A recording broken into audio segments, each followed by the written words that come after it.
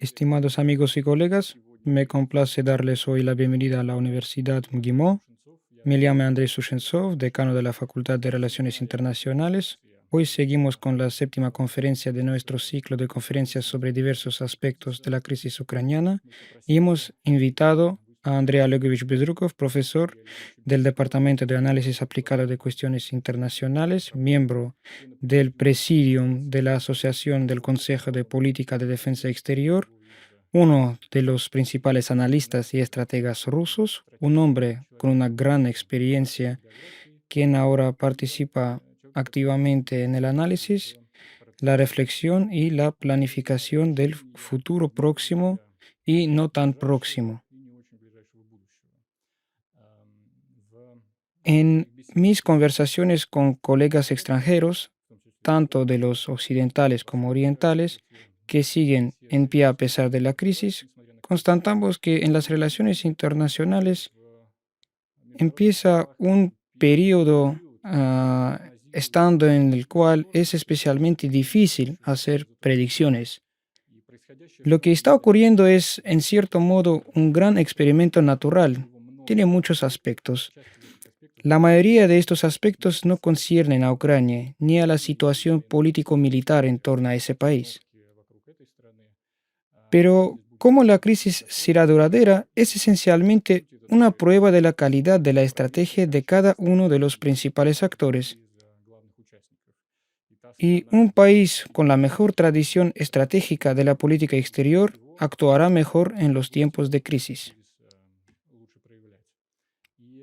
Por supuesto, en estas circunstancias, la capacidad de un país de reproducir el pensamiento estratégico de la élite es uno de los parámetros que impulsan el rendimiento y la eficacia de ese país. Nos encanta saber que contamos con Andrei Olegovich como profesor y parte de nuestra universidad. En el curso de Inteligencia Estratégica comparte con sus alumnos las observaciones vitales acumuladas y sus importantes habilidades aplicadas. Yo mismo seguiré la conferencia de hoy con gran interés y atención y les invito a todos a una sesión de preguntas y respuestas al final de la conferencia. Andrei Olegovich, le paso la palabra.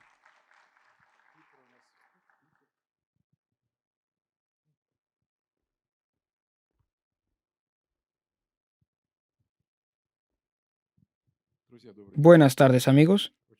Es un placer verlos en una sala tan impresionante.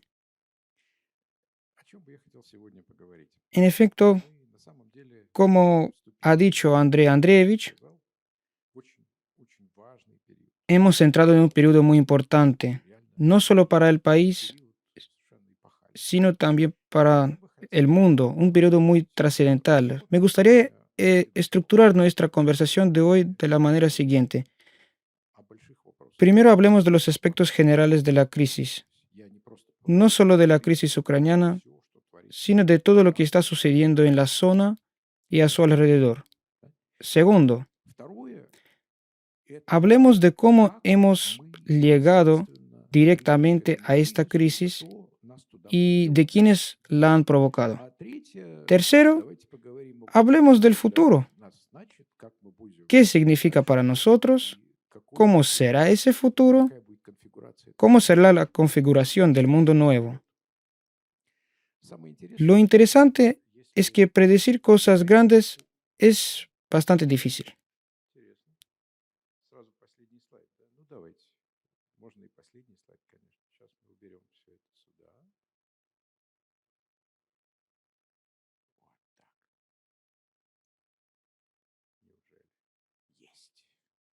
Bueno, esto es así porque tenemos precedentes históricos. Aunque, sinceramente, hace unos años no pensé que vería el día de una estratégica reconfiguración del orden mundial, porque pasaron ya 100 años después de una reconfiguración así.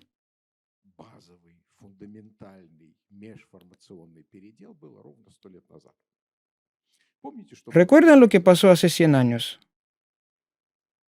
Pues bien, la revolución, ¿qué más?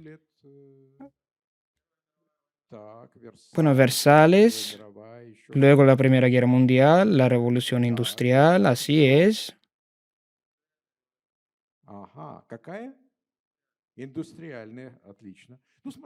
Bueno, han enumerado todas las cosas que quería mencionar.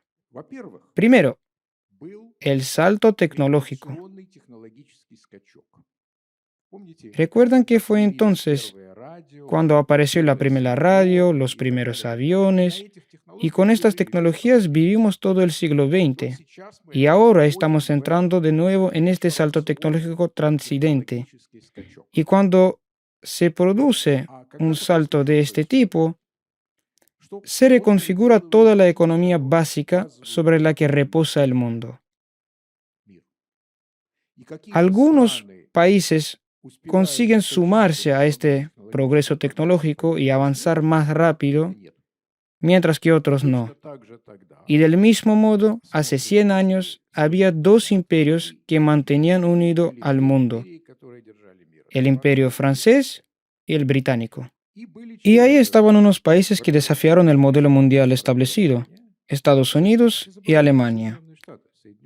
Por cierto, todo el mundo se olvida de los Estados Unidos. Estados Unidos fue el pionero en desafiar aquel sistema y son los que más ganaron con la redistribución del sistema. Alemania intervino como una ariete y ahí empezó la distribución del mundo.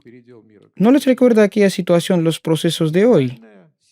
El sistema central construido en torno a Estados Unidos y Occidente, que no pueden con el ritmo del desarrollo tecnológico de China y Oriente, empieza a quedarse atrás. Eso se llama la trampa de Tucídides. Occidente no quiere volver a convertirse en una región marginal. Tiene que ir a por todas.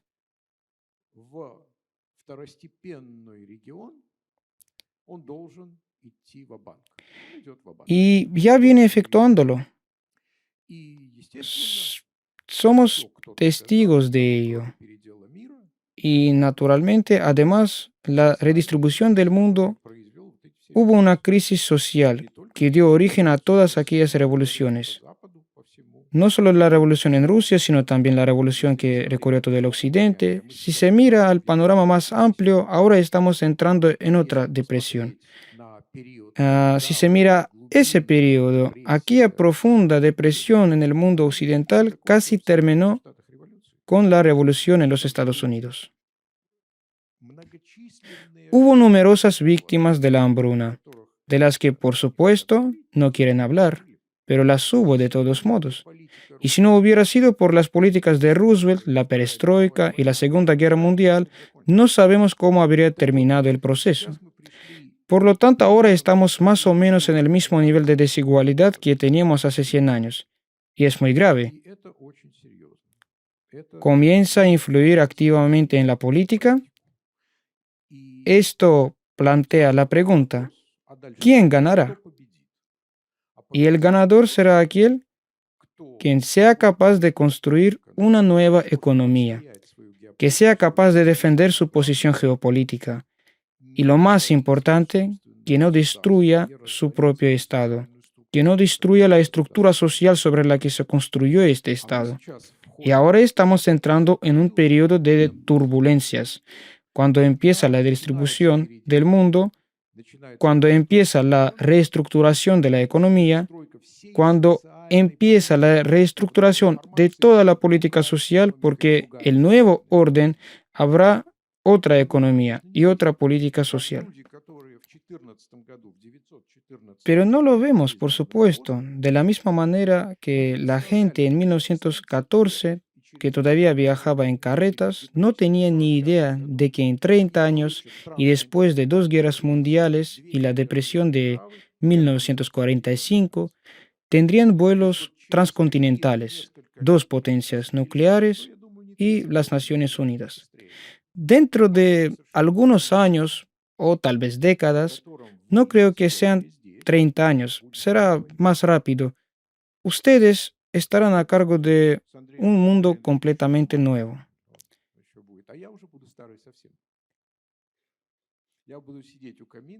Tendrán que despejar los escombros o construir algo nuevo, pero en cualquier caso, estos serán problemas suyos. Será su propio país y el mundo suyo.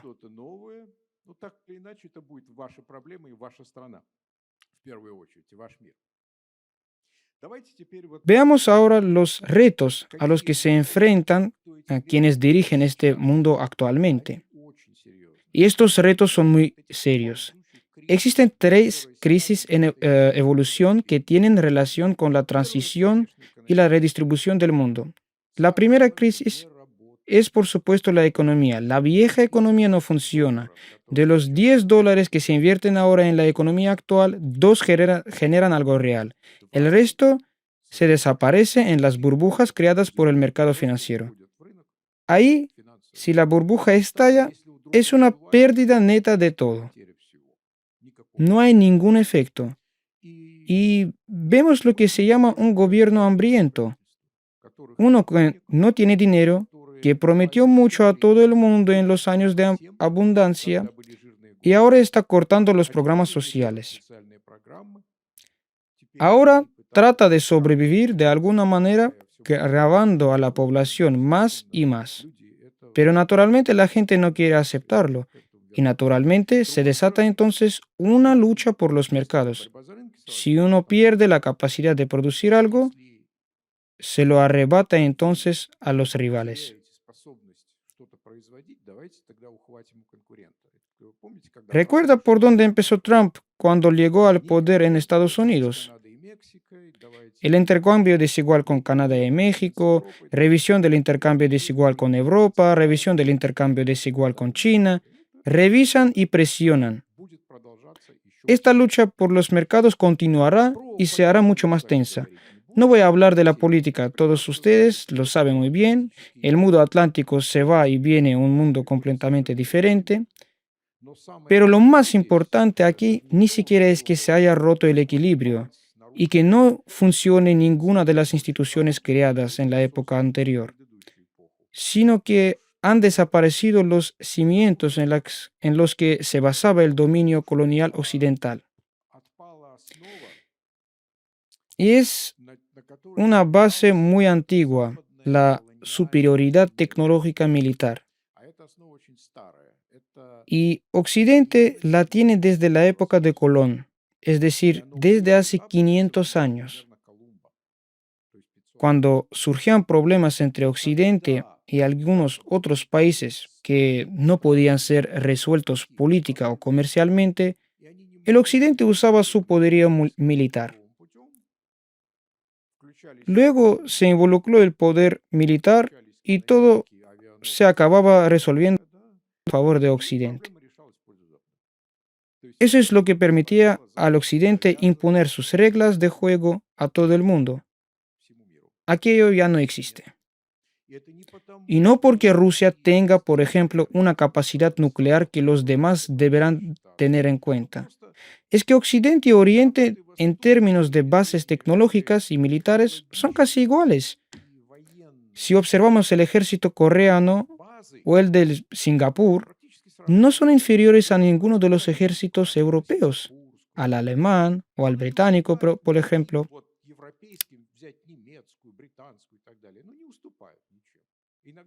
Y a veces incluso los superan tecnológicamente. Occidente ya no tiene esta ventaja. Y finalmente, la tercera es la crisis social, cuando el estado de bienestar no, no puede sostenerse con un flujo constante de dinero, es decir, sobornando a los votantes, comprando bienestar, surgen tensiones sociales. Esa tensión social siempre viene con revoluciones desde la esquina. Revoluciones que nadie espera. Cuando existe esta tensión social y ya se ha alcanzado el mismo pico que hace 100 años, por ejemplo, y ya existe este precariado inquieto. Por cierto, ¿han oído esta palabra, precariado? Precariado proviene de la palabra francesa précaire, es decir, al borde. Es una sociedad urbana joven muy activa. Está metida en las redes sociales, pero no ve las perspectivas a largo plazo. Esta sociedad joven no tiene trabajo estable, no sabe lo que va a pasar después. Básicamente no tiene recursos y está dispuesta a ir en contra de todo. No se siente cómoda en esta sociedad y va a por Trump, a por el Brexit, a por el independentismo catalán, pase lo que pase.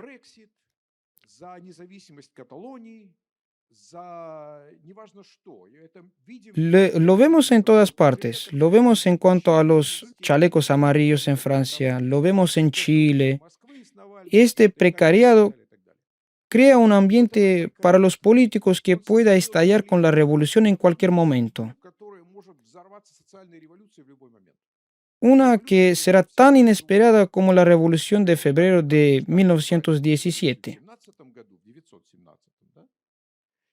En cuanto a los lazos sociales, cuando no logran mantener la cohesión y son socavadas por la guerra, se produce un colapso. Del mismo modo, nadie sabe cómo será este otro mundo. Los políticos observan estas tres cosas y las temen. Y no saben qué hacer. Ahora vamos a repasar las cosas clave que mueven el mundo y las que tienen que entender. Sobre estas cosas se construye la política cotidiana que vemos en los periódicos, las redes sociales y demás. Hay que entender la base sobre la que se construye la política. Lo primero, de lo que hay que hablar es de la tensión social y de lo que impulsa. ¿Quién ha leído el libro de Tom Piketty, El capital en el siglo XXI?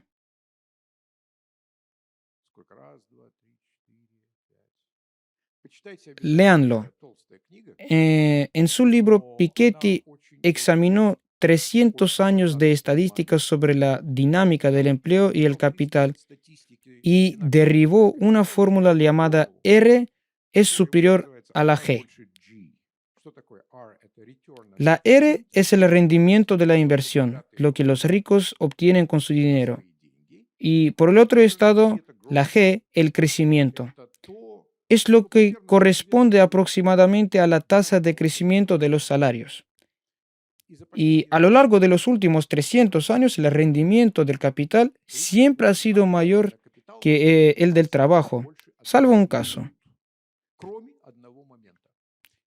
Y así, si observan esta curva roja, muestra el pico de tensión en 1914, el pico de tensión actual denominado Biden y una bajada que se produce en los años 40, 50 y 60. Se trata de un descenso de las tensiones sociales.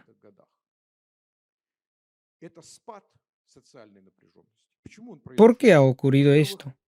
En primer lugar, por el golpe que sufrió el capital. Dos guerras hicieron desvanecer físicamente el capital. Entonces los estados, movilizando recursos para la guerra, gravaron el 90% de los ricos. Pero estos impuestos no terminaron una vez finalizadas las guerras. Continuó prácticamente hasta los años 80 y permitió que ocurrieran tres cosas.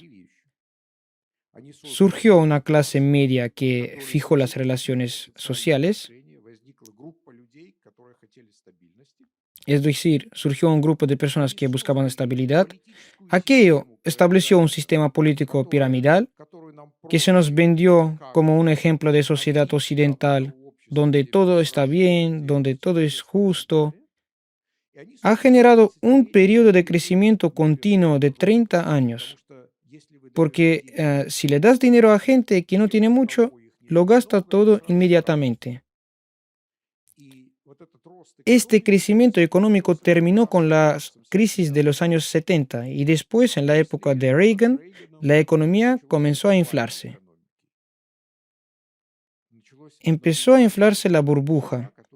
La economía ya no funcionaba bien sin inyectarle dinero.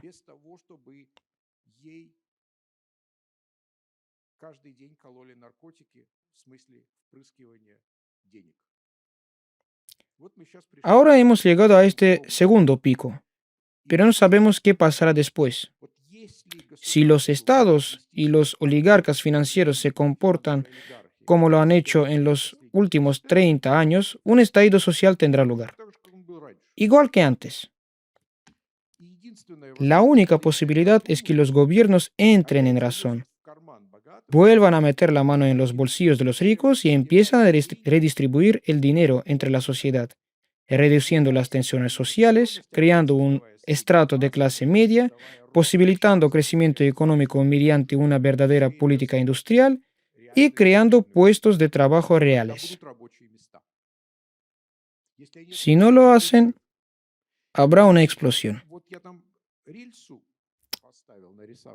Hay un demógrafo, se llama Emmanuel Toff, y les sugiero que lo lean también. En 2006, cuando Sarkozy llegó al poder en Francia, el demógrafo escribió un libro. En este libro explicaba lo que estaba ocurriendo con la clase media en Europa.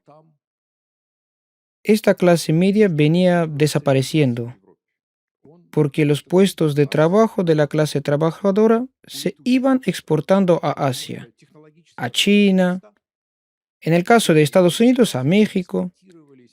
La sociedad iba perdiendo esta clase media. Y entonces dijo un comentario el que todavía recuerdo. Una sociedad en la que la demografía social se parece a un carril, es decir, un estrato muy grande de ricos, con una clase media débil y por debajo una plebe urbana que no entiende por dónde va. En ese caso, el Estado solo puede ser dirigido por dos tipos de personas, o bien dictadores o bien payasos.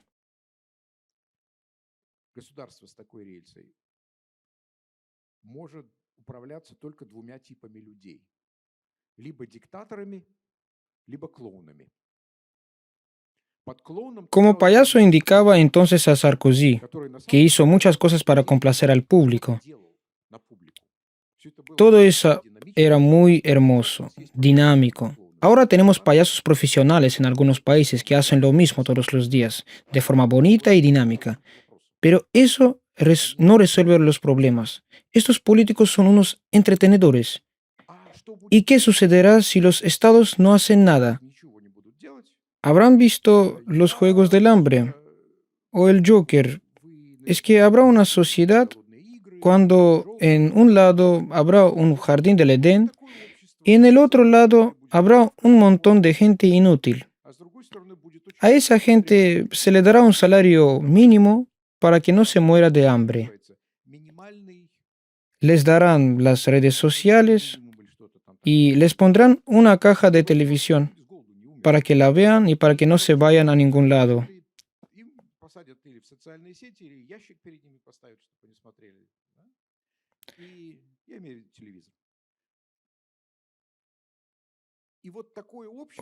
Hollywood no es una fábrica de sueños, es una empresa de capital de riesgo. Nunca van a rodar algo que no tenga impacto en el espectador, pero sí algo que el espectador vaya a buscar. ¿Por qué hablan de ello? Porque el espectador está preparado para ver esta distopía, le da miedo. El siguiente es el Joker. ¿En qué se diferencian los hechos ocurridos el pasado verano en Seattle o Portland de la película? Lo mismo ocurre. La gente sale y destroza todo lo que hay a su alrededor. Esta es una precariedad urbana que se descarría. Y ese es uno de los problemas de fondo. ¿Habrá un estallido social? Entonces, hace 100 años, Rusia era un eslabón débil y fue Rusia la que explotó. Pero ahora Rusia no es el eslabón más débil. Hay eslabones más débiles. Por ejemplo, existe América Latina. Existe el Oriente Medio muy grande, donde las relaciones sociales son aún peores, el nivel de desigualdad es aún mayor, al igual que el nivel de apasionamiento del Islam. Sin embargo, Oriente Medio lleva mucho tiempo en llamas, así que el fusible ya está ahí. Y hay mucho que puede ser incendiado en el mundo.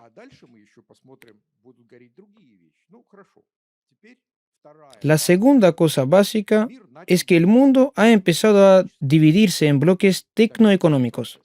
Se trata de un proceso objetivo. Cuando tenemos un sistema global con un centro optimizado para el ciclo político y económico que está por terminar, surge la pregunta: ¿cómo será el sistema de relaciones internacionales y las de otro tipo en el próximo ciclo? Está claro que será diferente, pero no sabemos de qué tipo será.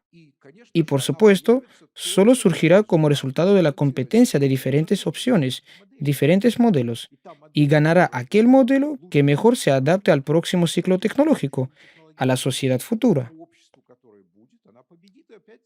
Ganará y conquistará el nuevo mundo entero.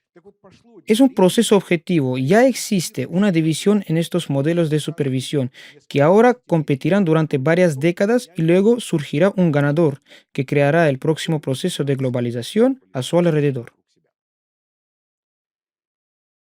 Ahora ya hay dos bloques tecnológicos dispuestos a competir. El primero, bloque anglosajón y creado en su interior AUKUS, es un bloque tecnoeconómico.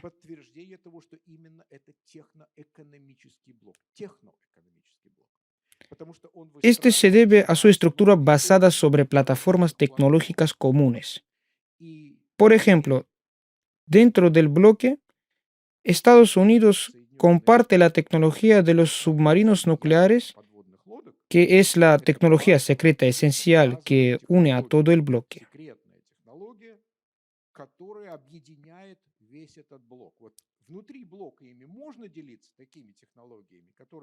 Por lo tanto, solo dentro del bloque se pueden compartir tales tecnologías que afectan directamente a las estructuras cruciales y a la seguridad, pero no se comparten fuera del bloque. A los franceses los echaron fuera del bloque porque eran buenos amigos, pero no familiares, y en los bloques tecnológicos solo admiten a familiares. El segundo bloque, por supuesto, es China. En cuanto a su tamaño, es autosuficiente y grande. En general, no importa si alguien se une a esto o no. ¿Y qué es un bloque tecnoeconómico? Es una gran parte del mercado que puede ser controlada incluso por la fuerza militar. Este es su propio modelo de desarrollo. Y si observamos el modelo de desarrollo anglosajón y el chino, queda muy claro que son modelos diferentes.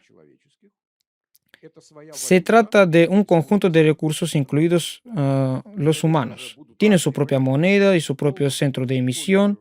Y por supuesto habrá diferentes monedas. El dólar solo estará en el bloque anglosajón y ya empieza a contraerse.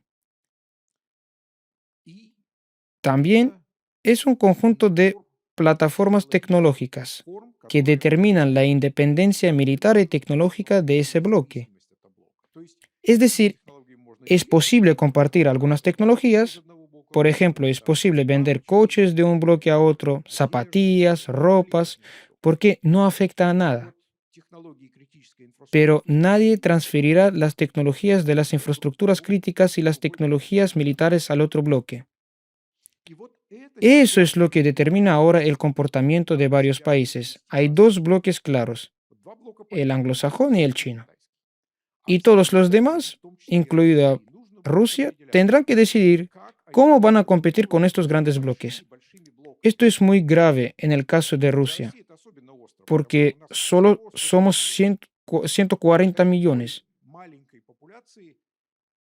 No se pueden construir un gran bloque sobre la base de una población tan pequeña, porque si se invierte en nuevas infraestructuras, si se quiere construir nuevas grandes empresas competitivas en el mundo, se necesita un mercado en el que se pueda recuperar esa inversión.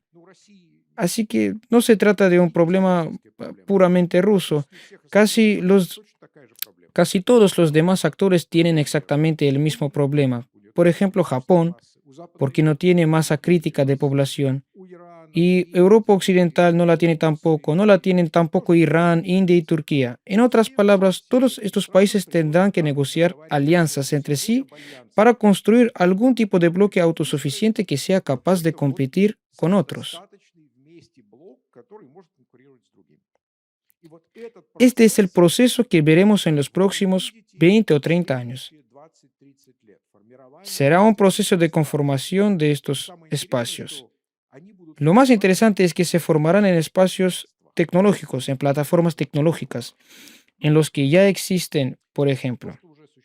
Por cierto, la guerra demostró muy claramente que la plataforma tecnológica ajena puede cerrarse en cualquier momento.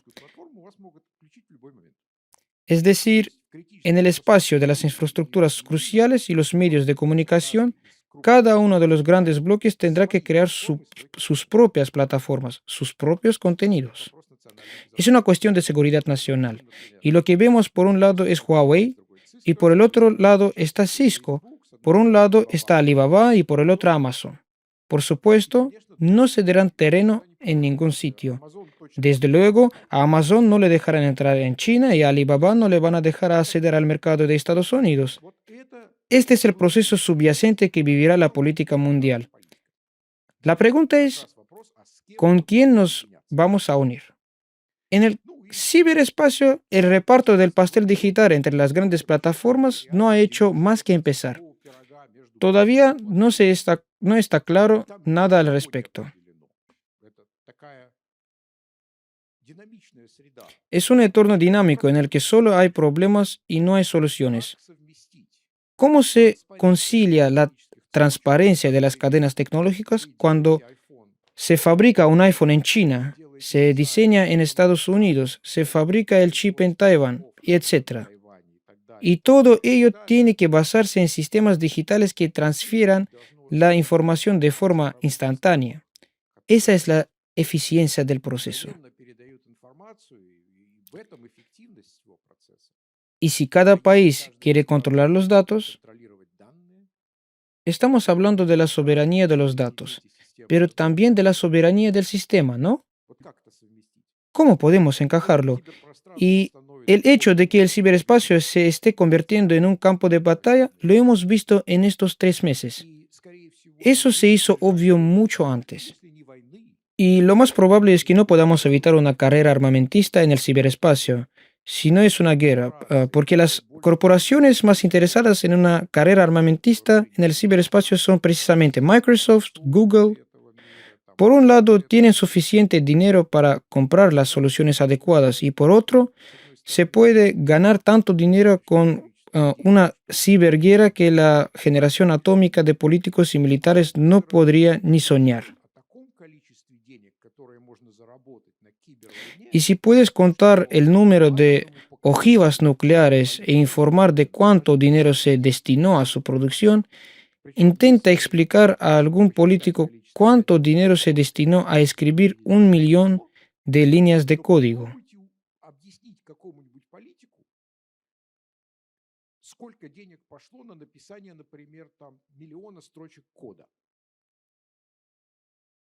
De todos modos, no lo entenderán. Y así no hay quien pare esta carrera armamentista. Bueno, ya hemos hablado de la batalla de las plataformas y normas digitales.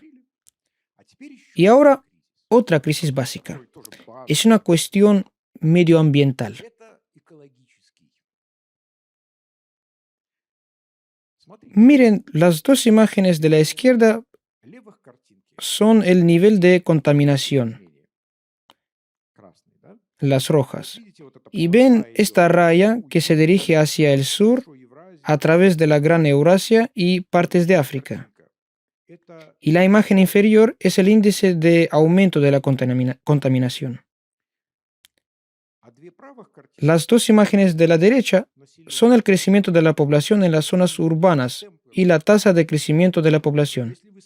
Y si combinamos estas dos imágenes, se puede ver que este crecimiento explosivo de la población se está produciendo en las zonas más desfavorecidas del mundo, donde ya no hay tierra cultivable, ni suficiente agua limpia.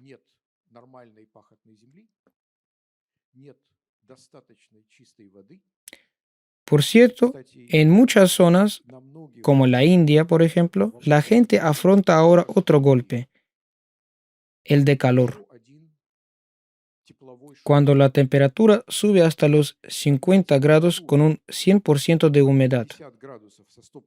Eso puede durar no días, sino semanas.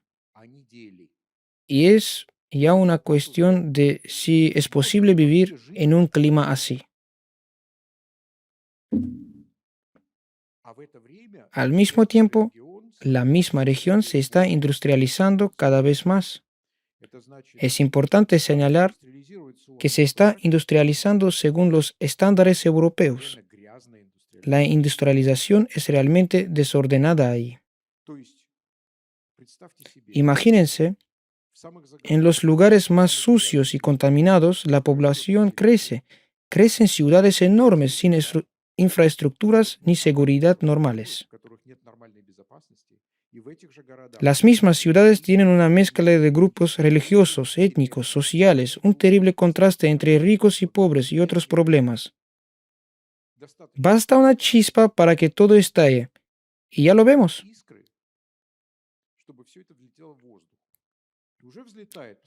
Mira lo que está pasando en Sri Lanka. Y esto solo es el inicio. Un poco más tarde vendrá una hambruna a la región porque a diferencia de ellos, Europa Occidental con su inflación pagará su pan. Ellos no tienen dinero. Y Oriente Medio, los países pobres de Oriente Medio, todo el sudeste asiático y África, ¿de dónde van a sacar el dinero?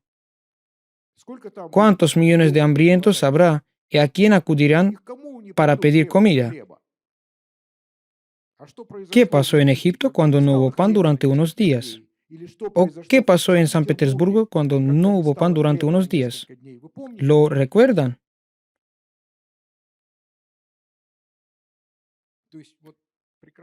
Bueno, nos espera un futuro excelente. Y en esta misma región que afronta otros problemas, los problemas demográficos y políticos,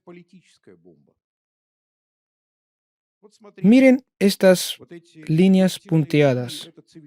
Son líneas de fractura de civilizaciones entre la India y China. Esta línea de fractura tiene 5.000 años de antigüedad entre la civilización insular y la civilización dominante. Esta es la cuestión de Taiwán.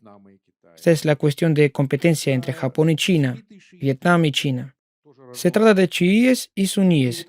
Aquí también hay una fractura. Estas líneas rojas que se entrecruzan no son más que la competencia, por un lado, con China, que se adentra en África, y por otro, con las civilizaciones india y árabe, que siempre han considerado África Oriental como su feudo durante casi 1.000 años. Mientras que China continúe construyendo bases a lo largo de las rutas comerciales hacia Europa, la India ha declarado que su área de responsabilidad es todo el Océano Índico. ¿Cómo van a conciliar esto? Especialmente cuando se incendie. Ahora hemos llegado a la crisis de la que partimos, la crisis ucraniana. Estos grandes cambios son buenos, pero no son suficientes para desencadenar una guerra. Una guerra la desatan políticos concretos bajo pretextos concretos. La desatan cuando llega el momento, pues ahora parece haber llegado. ¿Por qué? porque los Estados Unidos, además de perder su posición geopolítica, ha perdido su equilibrio interno. La preservación de ese equilibrio recae sobre los hombros de cualquier político que llega al poder. ¿Qué está pasando ahí, en Estados Unidos? Estados Unidos entra en un periodo de profunda crisis institucional. Claro que saldrán de ella, pero dentro de unos 10 años. Por el momento no están en ella, pero ahí estarán muy pronto. Esto ya se puede notar. No hay nada nuevo en esta crisis. Esta es la tercera crisis para ellos. Cada 100 años se entra en una crisis de este tipo. Si se observa el desarrollo de los Estados Unidos, hay tres fases institucionales. La primera va desde la Guerra de la Independencia hasta la Guerra de Secesión, cuando se decidía si Estados Unidos fuera un estado unitario o un conjunto de estados. La cuestión se resolvió mediante la guerra. La segunda, cuando el estado que durante la guerra civil estaba en la periferia profunda del mundo, se convirtió en el hegemón mundial en 1945, después de la Segunda Guerra Mundial. El tercer periodo es el periodo de dominación que comenzó con la Segunda Guerra Mundial y viene terminando ahora. En otras palabras, entonces los Estados Unidos era todo un dueño del mundo. Ahora ya no es capaz de serlo. Estados Unidos y su sistema están construidos de tal manera que solo son eficaces en dos casos, o bien tal y como lo construyeron los padres fundadores, es decir, Estados Unidos es una nación separada del mundo. Entonces, el sistema es plenamente eficaz para regular la política exterior. O cuando el resto del mundo es simplemente un apéndice de Estados Unidos. Entonces todas las decisiones se toman en Washington. El sistema en el que Estados Unidos es uno de los competidores es muy lento. Es muy orientado a la política interior, con demasiados pesos y contrapesos para reaccionar en todo el momento.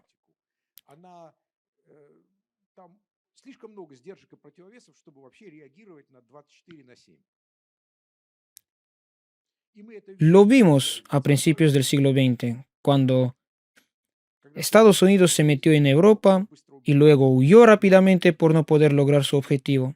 Ahora vemos lo mismo. Sin embargo, esto es solamente una fábula. ¿Qué se está haciendo en práctica? ¿Por qué hay una crisis en Estados Unidos y cómo se manifiesta? En primer lugar, se manifiesta en el hecho de que una élite oligárquica ya ha comenzado a luchar entre sí.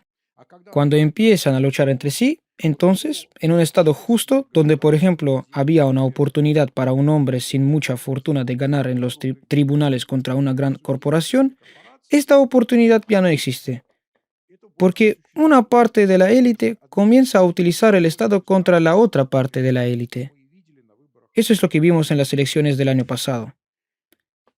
Al mismo tiempo, ese crisol de culturas, este es uno de los factores importantes que filtraba a todos los inmigrantes para convertirlos en estadounidenses, y a las generaciones posteriores ha dejado de hacerlo. Han surgido dos problemas. El primero es con los asiáticos, que no se andan incorporando, sino que viven en enclaves. El segundo es que hay una ola de inmigrantes que viene del sur, de toda la América Latina, no solo de México. Esta gente tampoco se incorpora porque es autosuficiente. Primero, porque son muchos. Segundo, es que la gente está unida por la única religión y cultura. Y permítanme recordarles que el catolicismo de los que vienen del sur es aún más antiguo y más apasionado por el protestantismo del norte. Si observamos la generación joven de la política estadounidense, veremos que toda una generación de latinos apasionados, inteligentes, dinámicos, viene entrando en la política estadounidense. Es decir, lo que nunca ha podido hacer la población negra porque nunca le ha interesado entrar en la gran política, excepto algunas personas, lo han podido hacer los jóvenes latinos. han conseguido incorporarse perfectamente en la política estadounidense y hacerla suya. Este es un proceso que aún no hemos visto. Veremos la latinización de Estados Unidos en los próximos 10 o 15 años, es decir, en 10 o 15 años, en la próxima generación, Estados Unidos estará mucho más latinizado que atlantizado. También cambiará la política exterior, porque a esta gente no le interesa la confrontación con Rusia, no entiende para qué la necesitan, no tienen problemas con Rusia. A diferencia, por ejemplo, de los europeos del este, los polacos, los alemanes, etcétera, que ahora dominan. Luego viene la población saciada, que empieza a tener hambre.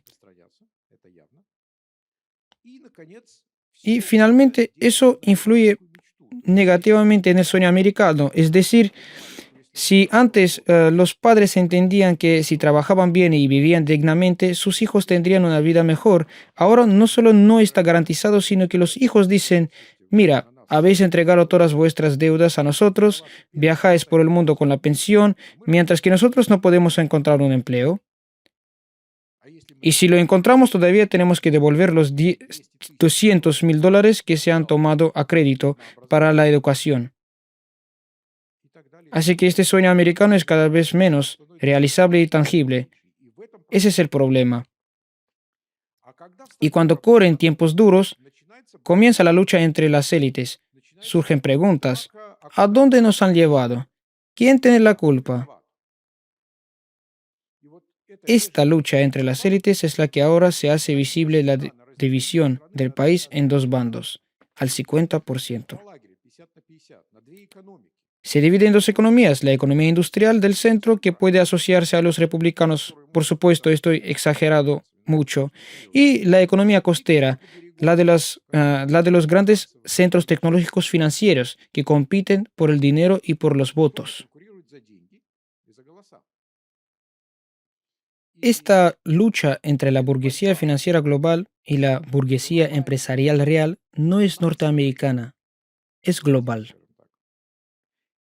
Pero es en los Estados Unidos donde es más visible.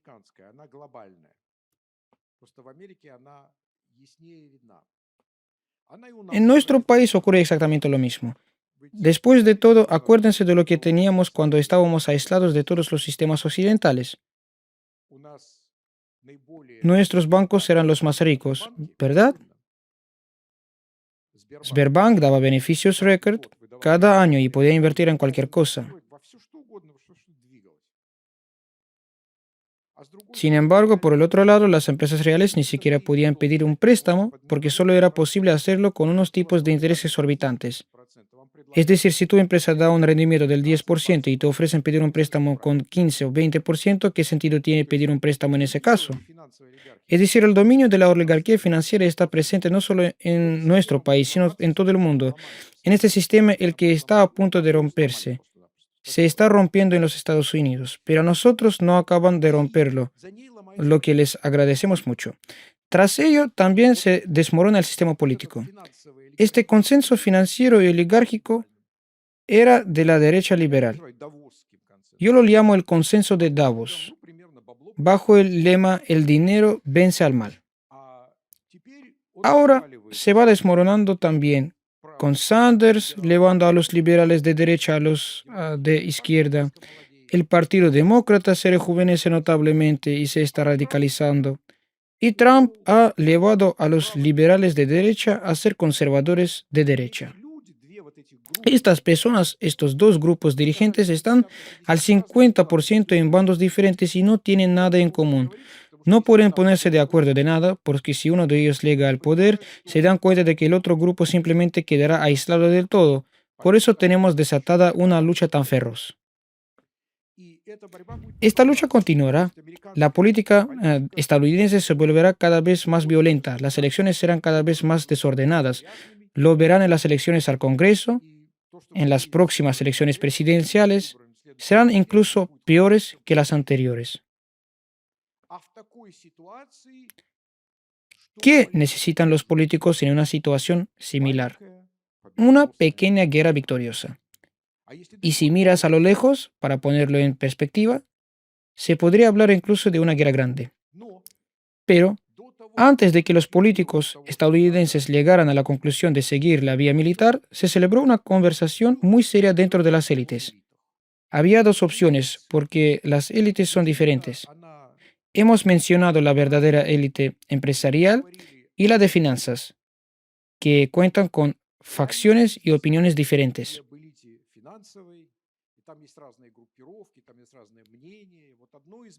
Una de las opiniones expresadas es cómo salir de este camino para no caer en una crisis. La primera variante es ir por la fuerza, eliminar a China, a Rusia y mantener este mundo bajo control. La segunda es empezar a reconstruir el mundo por las manos propias, ya que entienden que el mundo va a explotar. Vale la pena alejar el momento. Reduzcamos las tensiones sociales, hagamos el mundo más verde, hagamos más europeo el sistema americano basado en los beneficios rápidos y que se centra en los beneficios a largo plazo.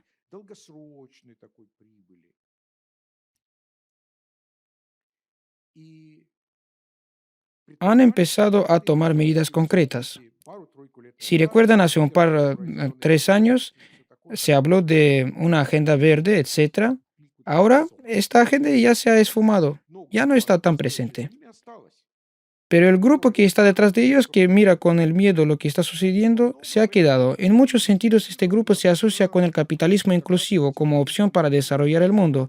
Se puede ir a la guerra o reconstruir el mundo. Hay grandes sumas de dinero respaldando a ellos, por supuesto, pero ahora no saben qué hacer, porque la guerra ha comenzado. Esta gente, viendo la guerra durante 3 meses, empieza a pensar tranquilamente. Tal vez podamos llegar a un acuerdo de alguna manera. Tal vez puedan detener la guerra y continuar esta conversación con Putin. Lo estamos oyendo.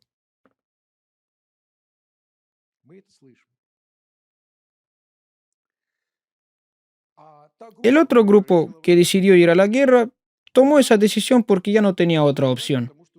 Porque después del reinado oligárquico de los Clinton y los Bush, después de que Fukuyama dijo que no había que hacer nada, después de que todo estaba decidido, durante un tiempo dejaron de analizar las cosas.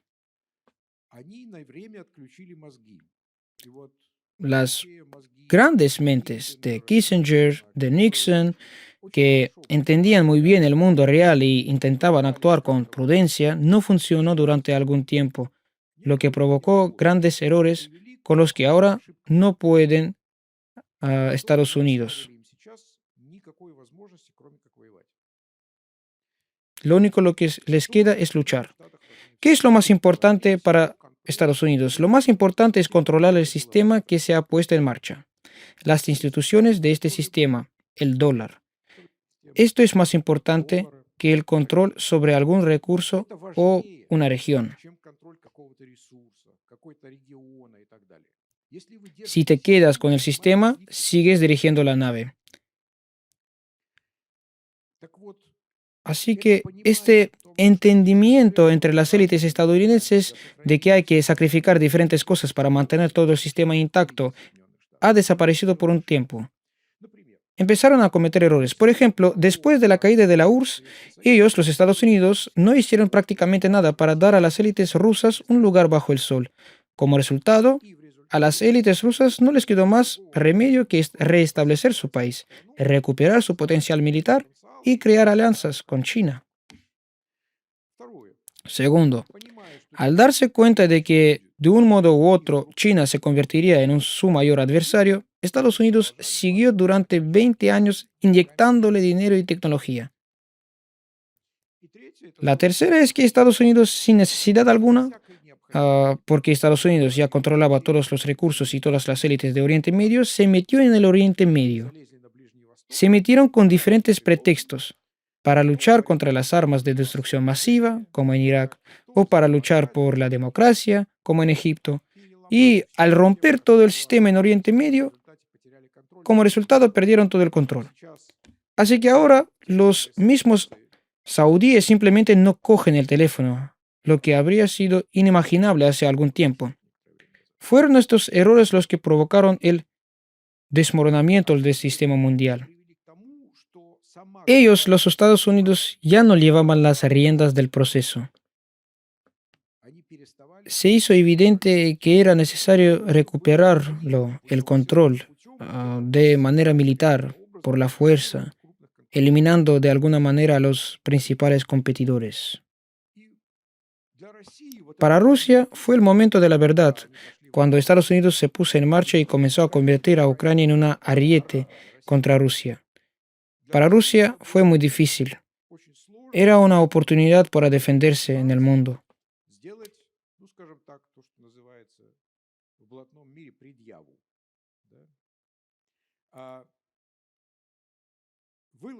Poner las cartas sobre la mesa el 15 de diciembre y renunciar a esa vergonzosa paz de Brest número 2, cuando perdimos la mitad del país, la cultura, la élite, cuando nos convertimos esencialmente en un apéndice de los Estados Unidos.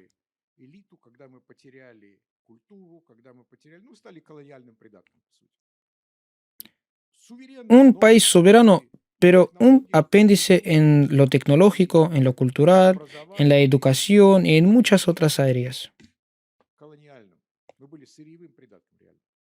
Fíjense en la cultura. ¿Qué obras geniales a nivel de las creadas en la Rusia del siglo XIX o XX se ha producido en la cultura durante los últimos 20 años?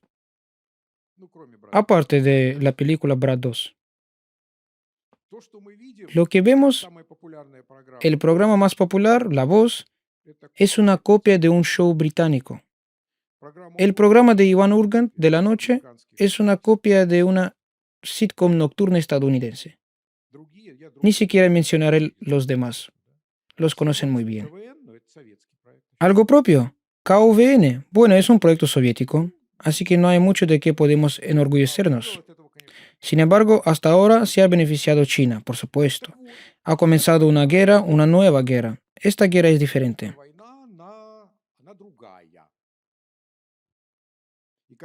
Así siempre ocurre. Cuando esperamos una guerra, aparece otra.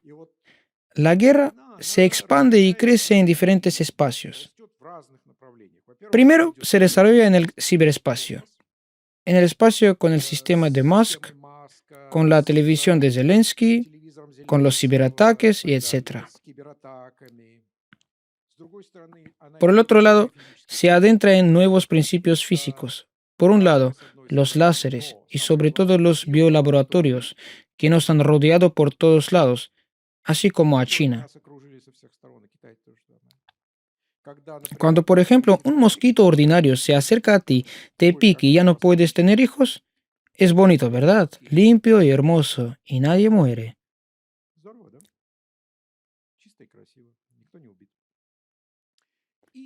Naturalmente, toda la lucha es por la economía, las finanzas, la ideología y todo lo demás. Ya no hay una parte delantera ni una parte trasera, las civilizaciones ya están en guerra. En otras palabras, lo que estamos viendo ahora es una guerra civilizatoria entre las culturas occidental y no occidental. Y cuando digo cultura no occidental, no me refiero necesariamente a Rusia. Miren quién apoyó a Rusia y quién, apoyando al Occidente, no apoyó a nosotros. Tengo que subrayar que apoyar a Rusia con toda la presión que se está ejerciendo no es necesariamente hacer algo para Rusia. También significa no hacer nada contra Rusia, y eso es el resto del mundo. Casi todos los países que han sido colonias no han hecho nada mal contra Rusia. Algunos incluso han hecho muchas cosas buenas, una interesante división entre Occidente y el resto. Esta lucha gira en torno a los valores. Lo que vemos ahora cada día es una lucha de valores, una lucha de actitudes, una lucha de quién es bueno y quién es malo. Es una lucha por la historia, algo que es especialmente evidente en los países bálticos. Para ellos, los rusos fueron ocupantes y o libertadores. Es decir, la historia nos concierne a todos. Es una guerra completamente diferente. Será la guerra suya. Ese es el tipo de guerra que van a librar.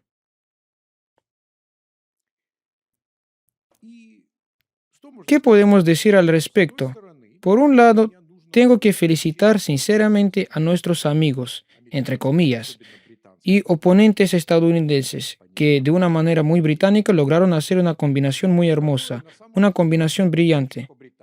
¿Cómo es posible, después de todo, poner a dos naciones fraternales en desacuerdo? Separar a Rusia y Occidente. Frenar el desarrollo de Rusia durante algunos años mientras estamos en reconstrucción. ¿Cómo es posible hacer todo de un solo golpe? Hacerlo sin que Rusia pudiera darles la espalda.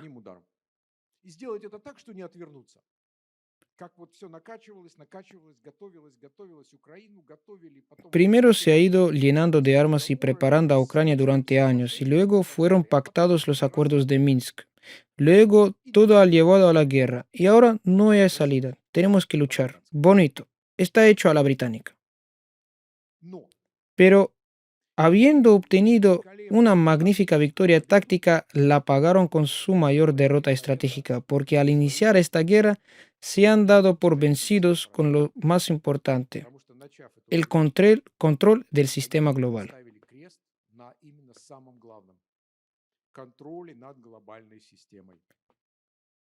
Ahora pronto veremos cómo se derrumban en los próximos años todas las instituciones occidentales a través de las cuales se controlaba el mundo.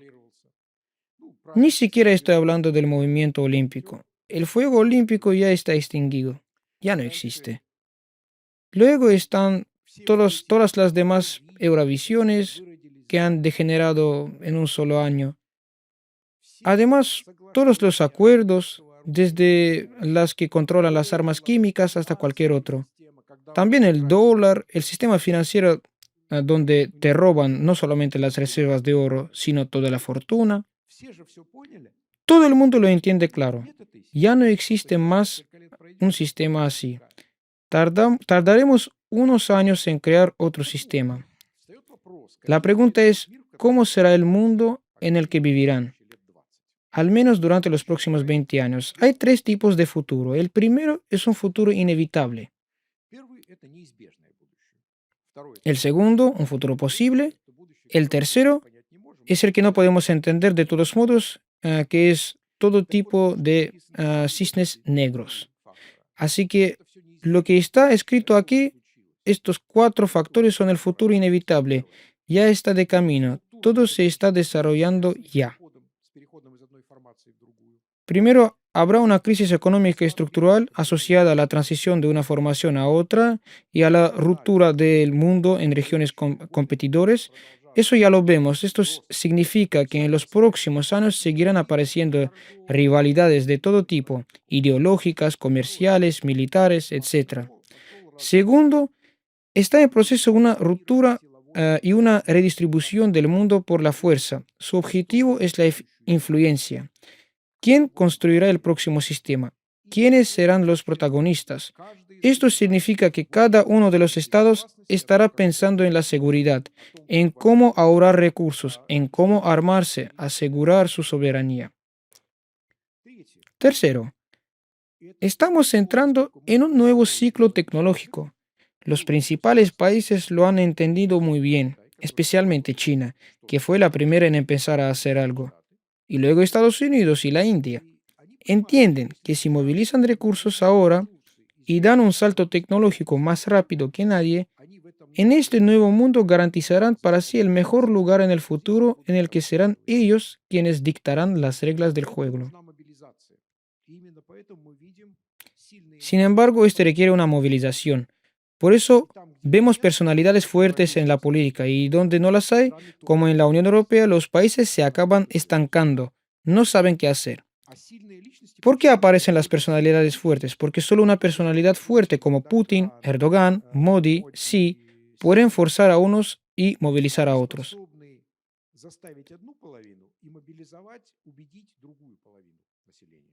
Al final, habrá una redistribución de la riqueza y del poder en cada uno de los países en particular y en el escenario mundial en general. Es inevitable. La única cuestión es hasta qué punto los estados serán capaces de gestionarlo. Si lo consiguen, será más o menos suave. Si no, será sangriento, como hace 100 años. Y entonces, la pregunta es, ¿y nosotros, Rusia? ¿Cuál es nuestra posición en este mundo? Resulta que es muy buena porque cuando hay un periodo de turbulencias durante varias décadas, como hemos visto, todo vuelve a las cosas básicas. Siempre hay que alimentar a la población, darle calefacción, protegerla, darle trabajo. Si eso no existe, todo se derrumba. Es increíble, pero tenemos estas ventajas. Nos convertiremos en una gran potencia agrícola en los próximos años. Podemos triplicar nuestra producción agrícola a un alto nivel tecnológico. Iremos alimentando al mundo. Ese mundo hambriento que arderá, lo iremos alimentando. Y por un precio alto.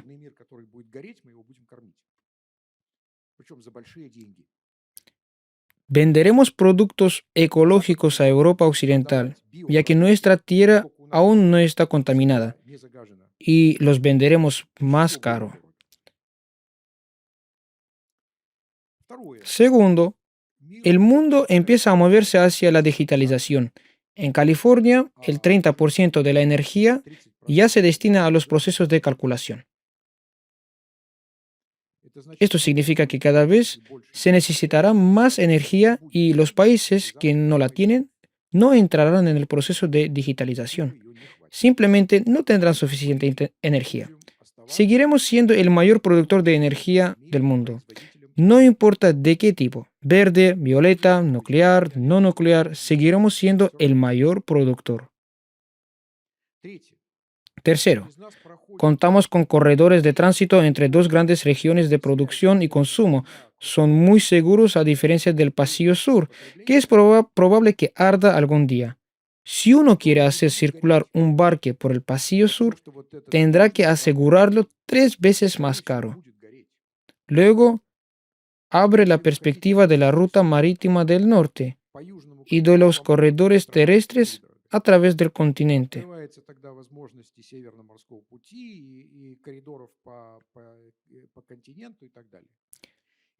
Cuarto, ya somos un exportador de seguridad y estabilidad militar. En los próximos años también es muy probable que seamos uno de los mayores exportadores de tecnología, es decir, un exportador de soberanía tecnológica en ciberseguridad, porque tenemos una de las escuelas de ciberseguridad más fuertes. Como hemos dicho, empezarán las ciberguerras y todo el mundo tendrá que proteger su infraestructura crítica.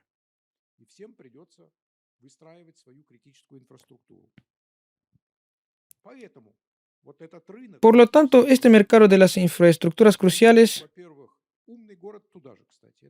la ciudad inteligente también está ahí, por cierto, es una infraestructura crítica. Si se construye una ciudad inteligente sobre plataformas inseguras, es mejor no construirla. Alguien vendrá a apagarla en un invierno. En un día tu iPhone deja de funcionar, en 3 días todo lo que hay en tu nevera estará perdido, no hay agua ni alcantarillado y hace 10 grados bajo cero en el exterior. Esto no es nada agradable.